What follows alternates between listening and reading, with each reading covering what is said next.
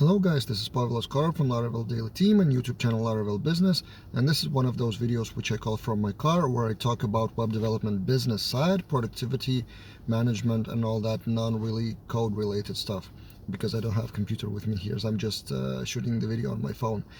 Topic of today is freelancing, and especially remote freelancing, specifically the problem that clients raise time and time again to me. So typical scenario for me is someone gets burnt with a remote freelance developer and then come to me, can you help us because it didn't work out with previous developer. Other scenario is while talking to agencies in UK particularly. I have a lot of friends, or US. They keep telling me that they are hiring in-house because they tried hiring remote team or remote developer and it didn't work out.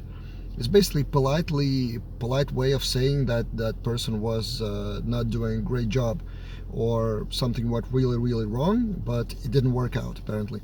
So why it doesn't work out and why clients are frustrated with remote developers, looking for better ones or looking for in-house team, because in-house team costs much more money, like twice or even 3 times to handle, including all those taxes, social stuff, office space and all of that. So to handle the employee, to compare with a remote freelancer, especially if remote freelancer is from a kind of not so well economically wealthy country, let's put it this way, so with lower hourly rates. So why some clients are still moving in-house while the whole world is moving remote? The problem is that, well, there are two problems basically. First is cultural. So typically it's not about the code, actually it's not about technical skills, because developers can be real developers and good developers remotely in whatever country of the world. It doesn't really matter that much, but typical problem is communication, and it's a cultural thing. So a few things here. I apologize for my voice, have a little cold here. So while communicating, it's all about English language, whether they can speak English well. Then cultural thing, whether they understand the same things in the same way. And you would be surprised how different it is in various countries of the world. I'm not saying they're like bad people or anything, they just understand and think about things differently. So for example, if a developer agrees with you and is nodding on the screen, it doesn't actually mean that they promise to deliver. Sometimes they agree, but they don't really understand because they agree because of politeness. And it's really a cultural thing. For the last couple of years I've been working with subcontractors or client colleagues from all over the world, like China, Ukraine, India, Serbia. Well, I am from Lithuania, so Lithuania has some culture as well. And different countries have totally different attitude to things. It's not necessarily wrong, but sometimes there is misunderstanding even while having conversation, even on video. Also time zones, like stuff for payments, a lot of stuff is happening just because of difference in culture, language, and all of that. And just communicating in clear English language. I consider myself, I'm not a native English speaker, I just lived in London for quite a while, so that's why I actually learned English. But to speak English clearly is already advantage. If you're a freelancer, you're already ahead of 95% of the world, I guess. So just that. And then second thing, it's even deeper. So what no one is talking about is the attitude towards the success of the project.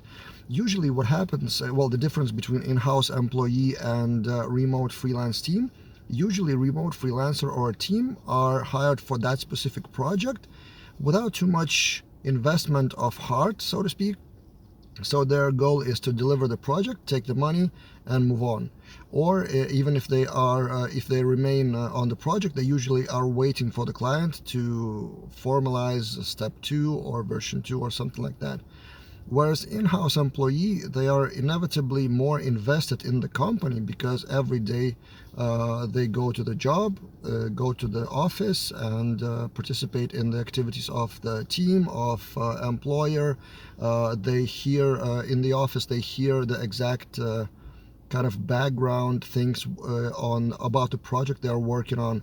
Remote team doesn't have that. I mean, for example, we are a remote team and we are trying to get closer to the client, but we don't actually feel the daily life. How are they using our system? If it's the system in-house, how are they handling customer support? If, for example, customer calls them to ask about the system, we don't see that part because we are developers. So stuff like that. If you have in-house employee, chances are they are more invested in the success of the project, and they know more context. That's why they can make better decisions, or just be more passionate about the project, be part of the team. So this is my overall message to you, that clients are frustrated with remote freelancers, not because the code quality is bad, but because of communication and lack of communication or miscommunication, and lack of attitude towards the success of the project, lack of investment of heart, so to speak. So you should be more passionate, more involved in daily life of the business side of things.